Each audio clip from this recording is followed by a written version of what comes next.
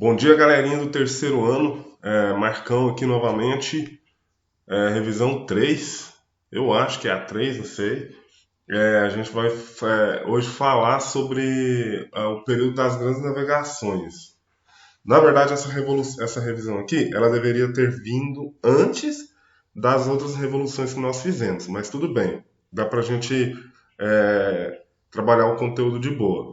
Bom, hoje então a gente vai falar das grandes navegações e do período pré-colonial no Brasil. Mas para que a gente fale das grandes navegações, é necessário que nós entendamos o motivo que levou os estados modernos que surgiram na Europa ali no século XIII, século XIV, século XV, o motivo que levou esses estados a procurar novos territórios, novas regiões, novos locais para explorar as riquezas, né? Então, a gente precisa entender os motivos que levaram esses países a fazerem isso, né? Nessa aula, eu acho que depois dela deveria gerar um sentimento tão grande, mas tão grande, um despertar tão grande no seu coração que você que gosta de futebol deveria passar a torcer para esse time aqui, ó.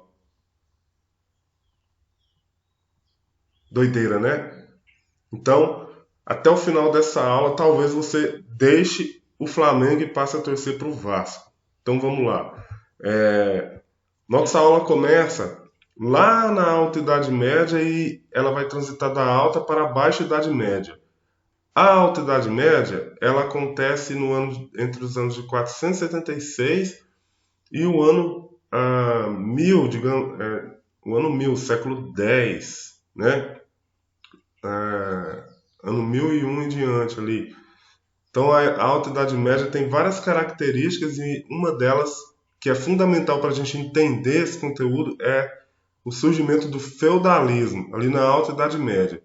Depois do século X em diante, até 1453, quando a cidade de Constantinopla é tomada pelos turcos otomanos, né, que eram muçulmanos, é a Baixa Idade Média. Essa tomada de Constantinopla e também a crise do feudalismo, bem como o surgimento das monarquias nacionais e, além disso, o renascimento comercial urbano, são importantíssimos para a gente compreender as grandes navegações e a chegada do Brasil na história. Na história. Por que é história entre aspas? Porque o Brasil já existia, né?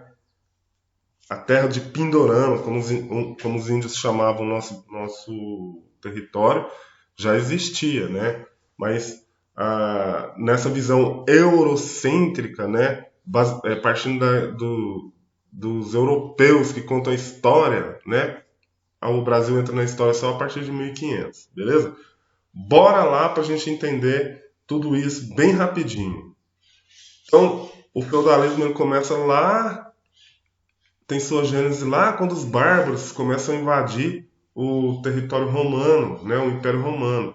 Os bárbaros vão invadindo o território romano, o Império Romano, que era um vasto império, como a gente pode ver no mapa aqui, e à medida que os bárbaros vão invadindo o Império Romano, né, combinado com vários outros fatores, como, por exemplo, a briga política entre plebeus e patrícios, a falta de escravos para manter todo esse império funcionando, falta de proteção em suas fronteiras, né? Crise econômica, combinado com todos esses fatores, o Império Romano ele cai em 476, né? Os povos germanos basicamente eram esses aí, ó, que a gente vê aqui embaixo, né? Alamanos, bávaros, francos, frisos, lombardos, normandos, os vikings, né? Os visigodos, saxões, ostrogodos, suevos, vândalos, enfim, todos esses povos. E aí, surge um sistema feudal, né? Aqui a gente tem um exemplo de feudo. O que era um feudo? O feudo era uma grande, no princípio, era uma grande fortaleza, né? A gente vê ali um castelo nesse exemplo aqui, aonde o senhor feudal mantinha a sua fortaleza para se proteger nesse primeiro momento das invasões bárbaras, né? Depois esse feudo ele vai se estruturando e existe uma grande estrutura em torno do feudo, né? como por exemplo a região onde os servos que moram, quem são esses servos? São as pessoas que vão se aproximando do senhor feudal e ganhando proteção dele, né? Desde a sua gênese lá, quando os bárbaros estão ah, ameaçando a população, né? E a partir disso, então, essa sociedade vai se formando e esse servo vai ficando debaixo da proteção do senhor feudal e ele tem, por conta dessa proteção, que cumprir com algumas obrigações em favor do senhor feudal, como, por exemplo, pagar vários impostos, e ele está preso à terra, ele se torna uma espécie de escravo da terra do senhor feudal nesse período do feudalismo, né? Aí você tem o manso comunal, que eram as terras de comunidade, o manso servil, que era um pedacinho de terra que existia para os servos, o manso senhorial, que são todas as terras do senhor feudal. Essa sociedade feudal então se forma da queda do Império Romano. E aqui a gente tem um mapa mental que fala um pouquinho sobre isso, da esquerda para a direita, né? Ele forma-se a partir do abandono das cidades, da fuga da crise econômica e das invasões germânicas, né? A sociedade se ruraliza, como eu falei, a economia é agrária, é uma sociedade estamental, né? O servo tem vínculo à terra, como eu falei. Se é uma sociedade estamental, se você nasce pobre, você morre pobre. Não tem mobilidade social. É estamental, é parado.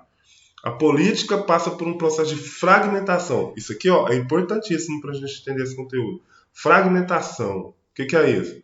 Antes você tinha um rei, o poder centralizado na mão do rei. No Império Romano era assim, o poder estava na mão de uma pessoa só. Quando começa o feudalismo, esse poder sai da mão do rei e se fragmenta. Ele se esparrama. Agora você tem vários senhores feudais mandando em uma região, né? Embora pudesse existir reis, os senhores feudais eles eram mais poderosos. Então você tem um poder fragmentado, né? Existe o processo de suzerania e vassalagem, né? O suzerano é o senhor feudal e o vassalo é o cara que é protegido por esse senhor feudal. Então existe uma troca de favores aí. Os vassalos trabalham para o suzerano oferece proteção para o vassalo, né? Essa sociedade feudal então tá assim, o senhor feudal está no topo da pirâmide, você tem o clero, que é a galera da igreja, na segunda parte, os nobres e os guerreiros, e por fim os servos. O clero trabalha para a salvação, os nobres para a proteção e os servos trabalham para manter essa sociedade funcionando, né? Os servos, então, são, digamos assim, a população mais pobre dessa sociedade. Como eu falei, é estamental, não existe mobilidade. Se eu nasci servo, eu vou morrer servo, certo? Aí a gente caminha lá para a Baixa Idade Média, a segunda parte que eu te mostrei na pirâmide social. Essa Idade Média marca o início da transição do sistema feudalista para o mercantilismo, né? Marca a prévia do capitalismo. Então, essa sociedade feudal que a gente viu anterior, ela vai começar a entrar em decadência, como a gente vê no mapa mental aqui, ó. Quais os motivos da crise para o fim do feudalismo? A fome, começa a rolar fome, a peste, né? A guerra, né? As cruzadas, né? Por exemplo, muitos camponeses vão para as cruzadas na promessa de melhorar de vida, então eles começam a abandonar os feudos. A exploração do campo aumenta a revolta dos camponeses, os camponeses começam a se revoltar contra esses senhores feudais, né? Então o feudo ele começa a se enfraquecer. E aí começa a rolar uma transição já lá na Baixa Idade Média, após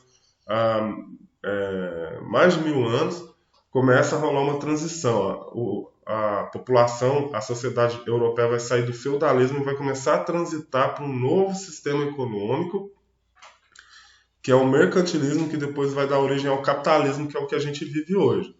Dentro desse contexto surge uma nova classe social chamada burguesia. E presta atenção, a burguesia é importantíssima, porque foi também por causa da burguesia que surgem os estados modernos, é por causa do surgimento dos estados modernos que vêm as grandes navegações, né? E aí a gente entra na história por conta disso. é por causa da burguesia que vai acontecer os movimentos lá na frente iluminista, a Revolução Francesa, enfim, a Revolução Industrial. Então tem uma série de fatores que levam a ocorrer por causa do surgimento dessa burguesia que surge lá na Baixa Idade Média.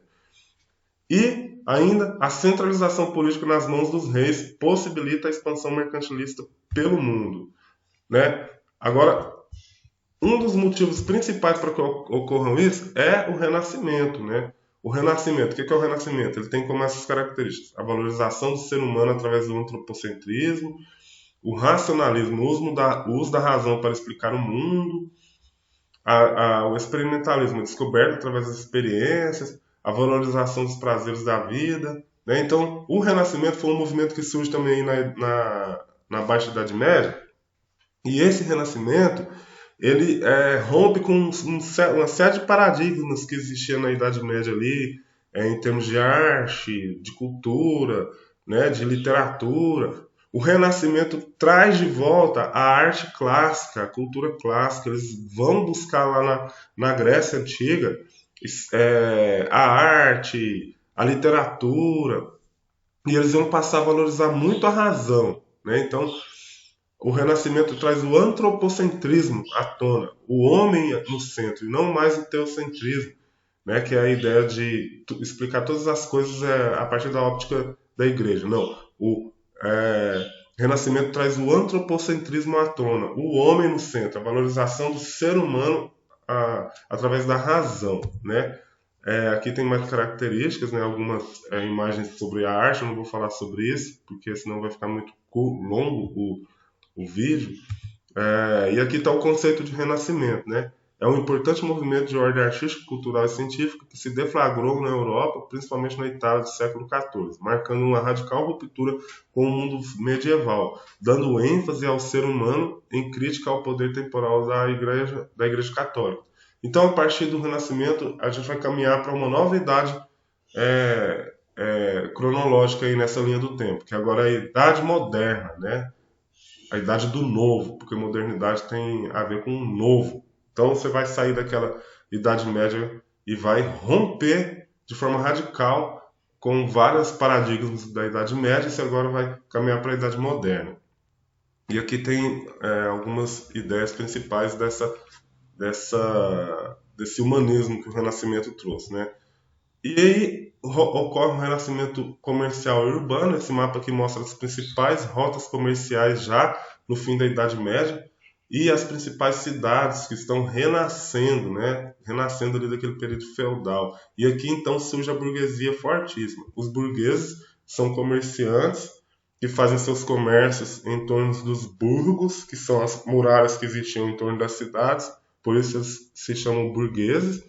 E aí, ao longo dos séculos, eles vão enriquecendo muito por conta de seus comércios, né? E aí eles surgem como uma classe social importantíssima nesse período. No fim, então, já aí do feudalismo, surge o Estado moderno. O que é o Estado moderno? O Estado moderno é uma monarquia. E essa monarquia precisa ser forte, porque lembra que o poder está fragmentado na mão de vários senhores feudais? Agora o poder vai ficar centralizado na mão de uma pessoa só, um rei. E aí vai surgir o Estado, a monarquia absolutista, onde o rei tem o poder total em suas mãos. Olha só o que o Estado moderno precisava: de um só poder, um só exército, para justamente acabar com aquele poder fragmentado de várias pessoas mandando. A autoridade soberana do rei para todo o território. Então agora você não tem várias autoridades mais, apenas um rei, né, com poder central em suas mãos, a administração unificada, né, e a criação do sistema burocrático, pessoas trabalhando para que esse Estado funcione, né. E para que isso funcionasse, precisaria de dinheiro, precisaria de grana, né.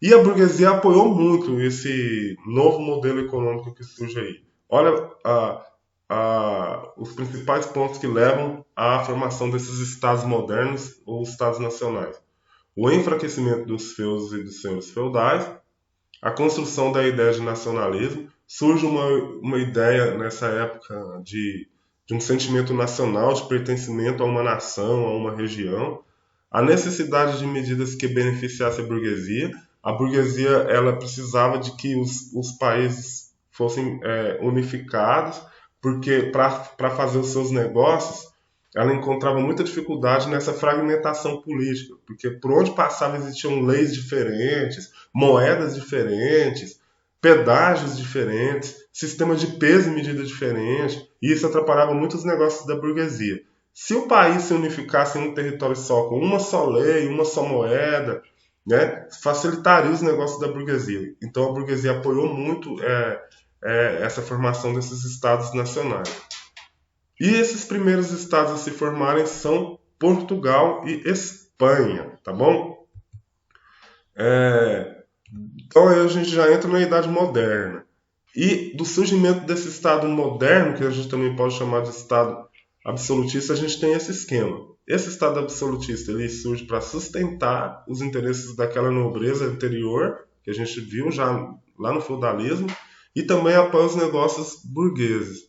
E esse Estado absolutista, a partir dele surge essa prática econômica chamada mercantilismo, que depois vai dar origem ao capitalismo moderno. Quais são os objetivos do mercantilismo? Ele busca o metalismo, que é atingir um entesouramento, um acúmulo de metais preciosos, desse principal, o ouro, e isso com o objetivo de fortalecer o poder real, né? Todo esse esquema que a gente viu aqui anterior. Agora, como que esse esquema é mantido? Ele é mantido através de dinheiro. Por isso que o Estado moderno vai buscar enriquecimento para manter todo esse sistema burocrático, o exército, os funcionários do governo, enfim. Para se manter isso precisa de dinheiro. Então eles vão praticar uma série de coisas. E uma delas é esse aqui, ó, o colonialismo. Ou seja, eles vão buscar novos territórios para expandir os seus negócios e ganhar muito dinheiro. Agora aqui a América já vai começar a entrar na história. Então, quando isso acontece, eles começam a se lançar as grandes navegações. Quais são as motivações para que os estados modernos se lancem às grandes navegações? Encontrar novas terras, já que os solos europeus estavam bastante desgastados, busca de metais preciosos, principalmente de ouro, busca por novas rotas comerciais, principalmente para as Índias, expansão do comércio e também da fé cristã. Aqui entra a ideia de reforma protestante, na questão da expansão da fé cristã.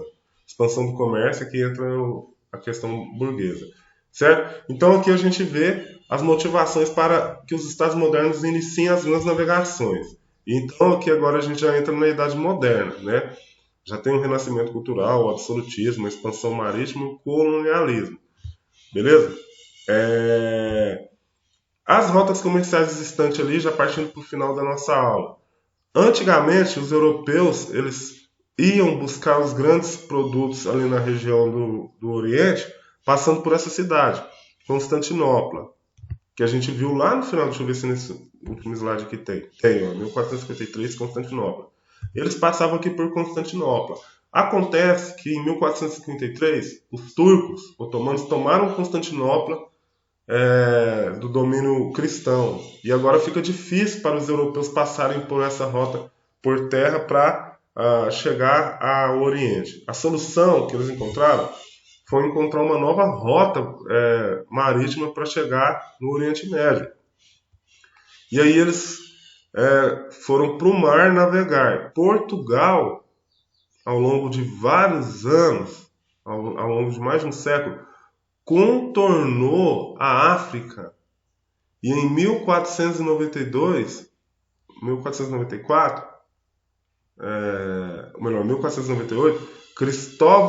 Vasco da Gama, olha aí, ó, olha a importância do Vasco da Gama, por isso que você pode se tornar um vascaíno depois dessa aula. Vasco da Gama contornou a África e chegou à Índia. Então ele encontrou o caminho para as Índias, né? Um novo caminho para as Índias, uma nova rota comercial para a Ásia.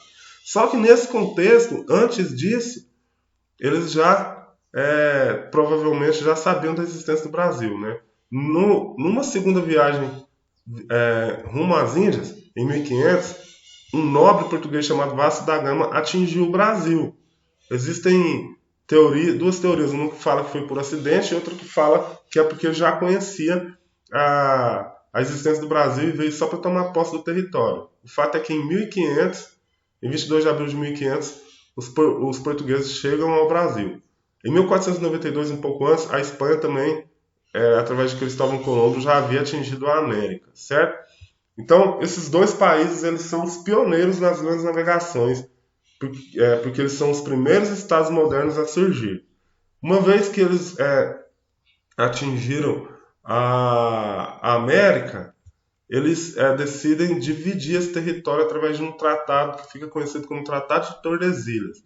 Né? Esse Tratado de Tordesilhas ele passava 370 léguas a oeste das ilhas de Cabo Verde, né, que ficam aqui no Oceano Atlântico, como a gente pode ver, e ele dividiu o Brasil exatamente ao meio. Todo esse território de verde aqui pertenceria a Portugal, e os territórios laranjados pertenceriam à Espanha. Então, nesse sentido, olha para você ver que o tanto que Portugal e Espanha eram poderosos nessa época. O mundo estava dividido entre Portugal e Espanha, como a gente pode ver pelo mapa aí, né? Aí, para terminar, os motivos para Portugal ser pioneiro, ser o primeiro nessas grandes navegações. Causa 1. Eles são um dos primeiros estados modernos a surgir, eles junto com a Espanha. Causa 2. Ocorreu a Revolução de Aves, que levou a monarquia e a burguesia a fazer uma aliança por interesses mercantis, ou seja, comerciais. Terceiro, a posição geográfica favorável. Portugal tem uma posição muito importante, porque ele é banhado praticamente totalmente pelo Oceano Atlântico. Só faltava a sua fronteira com a Espanha. Aí, nesse caso, ele seria uma ilha. 4. A Escola de Navegação de Sagres, que fez com que eles tivessem muita experiência, né, com o estudo da navegação. 5. A invenção do astrolábio, da bússola e da caravela. 6. O espírito cruzadístico português. O Renascimento trouxe um espírito aventureiro muito grande para as sociedades daquela época, né? Concomitante com as cruzadas, que eram a ideia de levar a fé cristã a vastas regiões do mundo, né? Além disso, eles tinham muita experiência com a pesca. Aqui está um exemplo de caravela, né, para a gente ver que a caravela ela trouxe grandes inovações tecnológicas e essa caravela ela propiciava uma navegação rápida, né, diferente das outras embarcações. E foram os portugueses que desenvolveram essa tecnologia. E aí, para terminar, em 1500 eles chegaram no Brasil e eles, de 1500 a 1530, é conhecido como o período pré-colonial. Então, os portugueses e o Estado moderno português chegam ao Brasil para começar a explorar esse território e ganhar riqueza para manter o seu Estado que já surgiu lá, né? Esse Estado moderno que surgiu lá em Portugal. Olha só, da esquerda para a direita. Primeiro momento, reconhecimento. Depois que Pedro Álvares Cabral chegou no Brasil, eles vão apenas reconhecer o território por algumas vezes. Então eles mandam expedições de reconhecimento. Depois, a mão de obra no Brasil nessa época é indígena. São os índios que trabalham para explorar as riquezas do Brasil. E, em primeiro momento, é apenas o pau-brasil. E o pagamento dos índios é através do escambo. Os portugueses davam espelhos, pentes, davam roupas, davam uma série de coisas para o índio, e em troca o índio ia lá e derrubava a madeira do pau-brasil na floresta e levava para os barcos. São estabelecidas feitorias, né? Portugal estabelece um monopólio do pau-brasil, ou seja, todo o pau-brasil explorado aqui pertencia à coroa portuguesa, né? As pessoas que explorassem deveriam entregar para Portugal o quinto. O início da colonização, de fato, só ocorre a partir de 1530, né? O principal produto do Brasil nessa época é o pau-brasil, ele é explorado de forma predatória. E ainda nesse período entre 1500 e 1530, ocorrem as expedições guarda-costas. Portugal manda algumas expedições para proteger o território, a costa brasileira, fazer o policiamento e combater os corsários franceses, os piratas franceses que vinham tentar invadir o Brasil e roubar as riquezas que agora pertenciam a Portugal. Correto? Então, essa era a revisão de hoje, a última, né, antes mesmo da gente entrar no conteúdo do terceiro ano.